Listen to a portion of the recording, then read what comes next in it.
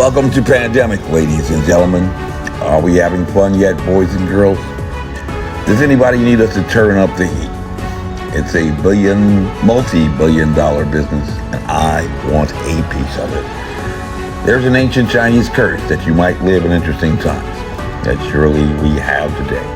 And the Mandarin character for crisis is a unique marriage of two Mandarin characters, danger and opportunity. To remind us that wherever there is danger, there is always opportunity. So seize the day. And fortune always favors the bold in battle. You have been chosen as a project management team to develop a solution for a pandemic pathogen that has infected over 34 million Americans and that has been attributed to the deaths of over 609,000 Americans, most of whom have been the elderly in nursing homes, a known risk from the very beginning.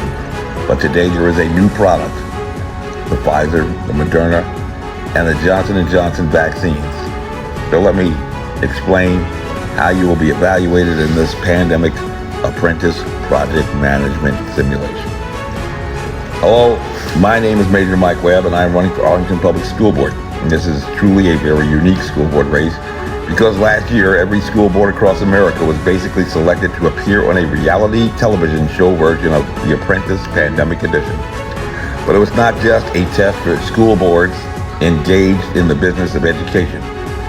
What Progressive Chief Justice Earl Warren, in the landmark case of Brown v. Board of Education, had described as perhaps the most important function of state and local government, suddenly and abruptly shut down by March 15, 2020 in Virginia, at least by the nation's only physician serving as the state governor, Ralph Northam, but already by March 13th, days before, preempting even the governor, many school boards throughout the Commonwealth of Virginia, including the county of Arlington, the home of the most government scientists in the nation, had already decided to close the schools until at least the end of the Easter break. One of the most educated by credentials municipalities in the nation, ranked 14th for holders of graduate degrees, was suddenly humbled before the awesome power of what was then described as an invisible enemy, a single strand of ribonucleic acid that had far exceeded even their intellectual acumen by natural selection, and at a time when there were only a total of 45 reported cases in the state and only one fatality. When a single strand of RNA is evolving faster than you are, your days are limited. Nationwide, there were only a little over 3,000 cases reported at that time, and even an early declaration, exactly 1 month too early, for a communicable disease of public health threat by the Virginia Department of Health, left even one of the best public school districts in the entire state entirely unprepared. Arlington County was among the last counties in the entire state, despite rigid compliance with Northam's every decree to arrest the spread of a raging pathogen, still wrestling with metrics. They abided by social distancing and masking, closing businesses, churches, and other non-essential social gatherings. And they were even still yet the last to enter the phase 3 reopening last summer. The school board would not be ready to even begin discussing reopening classrooms to in-person instruction until the end of September, and would miss the opportunity to have their students even sit for the administration of the National Merit Scholarship Qualifying Test, or PSAT, in October, taking their students out of the competitions that found 28 students throughout the state becoming recipients of the corporate scholarships in May, including as many as 14 from neighboring Fairfax County and the city of Alexandria, in a year in which the chances of getting a scholarship doubled. Alexandria, where one student was even awarded the coveted grand prize of being awarded a full National Merit Scholarship. Arlington was at last exalted to be humbled in the classic tradition of a tragic hero. But now, with the raging spread of the mutant variant strains, which since May has jumped from representing only 43% of the new cases to an astounding 99% with the Delta variant, The new battle rages even in Arlington to push for the holdouts to consent to be administered the COVID-19 vaccines. And it must be truly embarrassing for the governor to find one of the staunchest Democrat Party strongholds in the state still holding out with around 40%, still unwilling to consent to be administered the vaccines. But on July 15, 2020, the County of Arlington received a new ally in the White House to assist in the promotion of the COVID-19 vaccines, as Press Secretary Jim Psaki and Surgeon General Barack Guthrie announced that they had been working in close collusion with the social media platforms to identify and target problematic posts and user accounts on Facebook, setting off a wave of posts being deleted. And on its website, Facebook management already takes credit for having partnered with over 80 fact checkers around the world to remove more than 15 million false claims related to COVID-19 and the vaccines, while a wave, at least beginning with 12, including the user account of Robert F. Kennedy Jr., the holder of a verified account. However, by July 19th, even our account on Facebook had been disabled without prior warning, while Facebook cited as the rationale safety and security reasons, unspecified, about which they were unable or unwilling to provide further details at that time. And perhaps too, your account or posts have been identified as problematic, and you may be wondering if this is something that is legal. A White House briefing appearing side by side had Press Secretary Jim Psaki and Surgeon General standing in the press room, stating, "Misinformation takes away our freedom to make informed decisions about our health and the health of our loved ones during the COVID-19 pandemic. Health misinformation has led people to resist wearing masks in high-risk settings. It's led them to turn down proven treatments and choose not to get vaccinated. This has led to avoidable illnesses and deaths." And as you may or may not recall from the DACA decision by the Supreme Court last summer, DHS v. Board of Regents for the University of California, the court reiterated the rule from Michigan v. EPA that judicial review of agency action is limited to the grounds that the agency invoked when it took the action, classified at the time. So let's review the rationale cited by the Surgeon General to determine what could have been known or classified as a threat to security and safety at the time. Guthrie said that misinformation takes away our freedom to make informed decisions about our health and the health of our loved ones during the COVID-19 pandemic.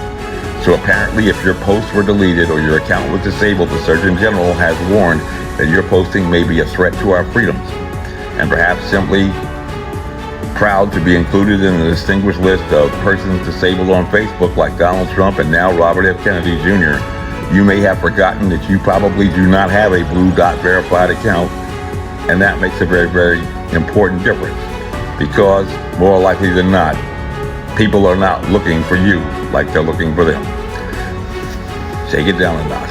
The seminal case on internet-based content is Reno v. ACLU, decided in 1997 by the Supreme Court, which had described the internet then as a unique and wholly new medium of worldwide human communication, essentially as an international network of interconnected computers, which had begun with the military's ARPANET in 1969, designed to enable computers operated by military defense contractors and universities conducting defense-related research to communicate with one another by redundant channels, even if some portions of the network were damaged by war.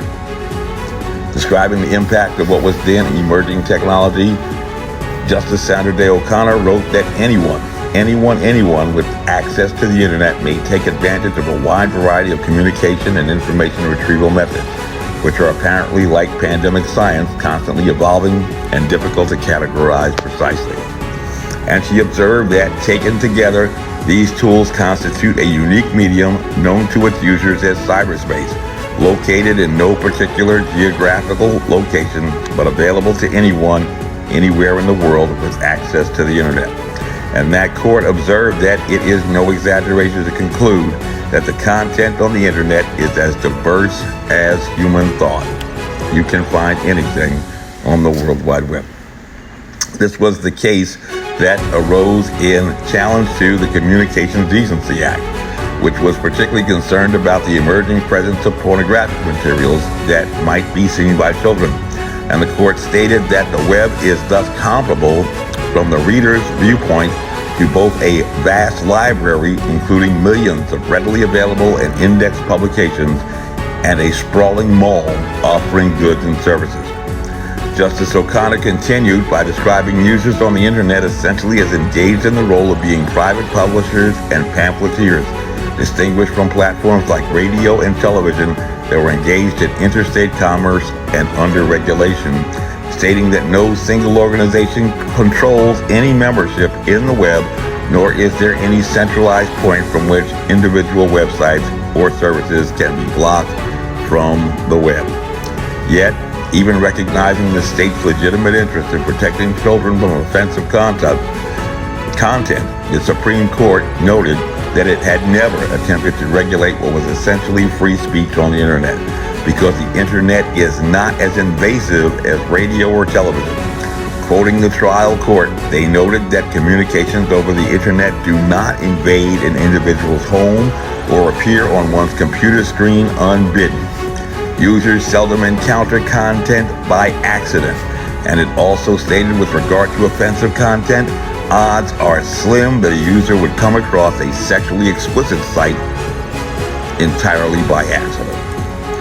Accordingly, we have filed a complaint with the Federal Trade Commission to challenge the most recent actions by Facebook, in part on the grounds that on their homepage, Facebook states that from niche sport to global community, we change the game when we find each other.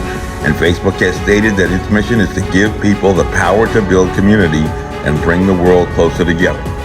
Facebook has thus advertised itself as a social media platform for friends and family to connect even more intimately than by letter, by email, or by telephone, sharing pictures, videos, thoughts, moments, and memories. And in explaining their community standards, Facebook management has expressly stated that the goal of our community standards has always been to create a place for expression and give people a voice. This has not and will not change. Building community and bringing the world closer together depends on people's ability to share diverse views, experiences, ideas, and information. We want people to be able to talk openly about the issues that matter to them, even if some may disagree or find them objectionable. Yet, apparently, despite promoting the advertising and promoting and advertising that Facebook is a place for expression and a place that gives people a voice, there has been, in fact, a material change in the relationship between that social media platform and its users, now permitting users to promote vaccinations with profile picture frames, badges, and permitting to post pictures celebrating being vaccinated, talking about their experiences, but actually describing any posts or content rejecting the COVID-19 vaccines as tantamount to criminal activity and fraud. At least currently under the Biden administration, persons are not being arrested for speaking against vaccines on the telephone, by email, by letter, in person, or in a pulpit. But at least according to their newest posture, that may not be far off, and arising from rejecting what essentially amounts to a government entitlement that has accrued to the benefit of the COVID-19 vaccine developers to the tune of billions of dollars, for which they are essentially immune from being held liable in court if a person taking the vaccines is injured for anything other than upon evidence of willful misconduct under the Public Readiness and Emergency Preparedness Act, or PrEP Act. Moreover, these more serious claims from the Surgeon General that these offensive posts and problematic accounts between you and your friends and family have led to what were described as avoidable illnesses and deaths, potentially a capital crime, but definitely a felony offense for which no quantum of evidence has been proffered. We have a presumption of innocence, and that charge under the Constitution would require, even in a civil or administrative trial or hearing, a presentation of evidence beyond a reasonable doubt, just like inside a criminal prosecution. That's just the Constitution. Even if, as the president claims, that the vaccines are safe and effective, granting him his facts in the most favorable light, Even before the determination of the infectious dose for COVID-19, and even before FDA has reviewed the results of the large sample size phase 3 clinical trials that are required for them to determine if COVID-19 vaccines are in fact effective, because they were only validated as efficacious for triggering an immune response under the emergency use authorization. That's what full approval means. When you move to that next step, neither the president nor with Facebook as their thought police under the Constitution can they violate a person's rights to due process, equal protection, and free speech, especially for preventative treatment for which he has not even issued a mandate. As noted in the seminal case of Buckley v. Vallejo, decided in 1974, the court's decisions involving associational freedoms establish the right of association is a basic constitutional freedom that is closely allied to freedom of speech and a right which, like free speech, lies at the foundation of free society. In view of the fundamental nature of the right to associate, governmental action which may have the effect of curtailing the freedom to associate is subject to the closest scrutiny. Yet, it is clear that neither the right to associate nor the right to participate in political activities is absolute.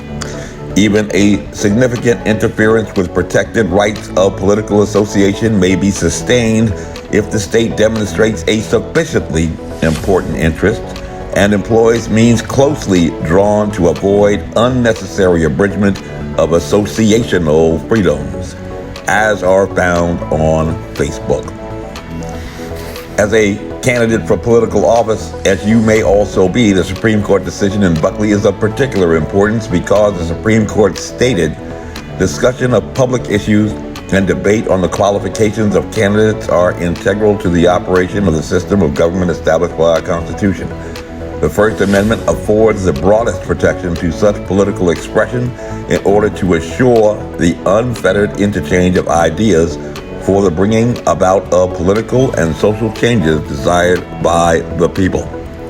Although the First Amendment protections are not confined to the exposition of ideas, there is practically universal agreement that a major purpose of that amendment was to protect the free discussion of governmental affairs, of course, including discussions of candidates. This no more than reflects our profound national commitment to the principle that debate on public issues should be uninhibited, robust, and wide open. That is from New York Times v. Sullivan. In a republic where the people are sovereign, the ability of the citizenry to make informed choices among candidates for office is essential for the identities of those who are elected will inevitably shape the course that we will follow as a nation. As the court observed and monitored Patriot Company v. Roy in 1971, it can hardly be doubted that the constitutional guarantee has its fullest and most urgent application precisely to the conduct of campaigns for political office. And these actions, taking our account off Facebook, while we are engaged in a school board race against a Democratic candidate in a predominantly Democrat county, make these actions tantamount to a tortious interference with a business expectancy. 95% of businesses fail. Give a less than 5% chance of getting COVID-19. Are you a loser or are you a winner? This briefing is unclassified, as you will. My name is Major Mike Webb, and by God, I am running for Arlington Public School Board. Honest as you were.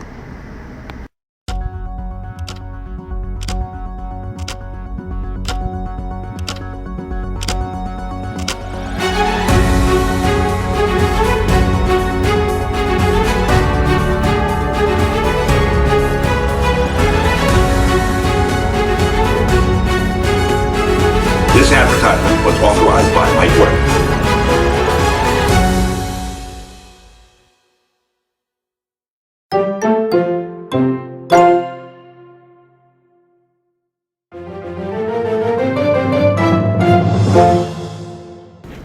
You're fired.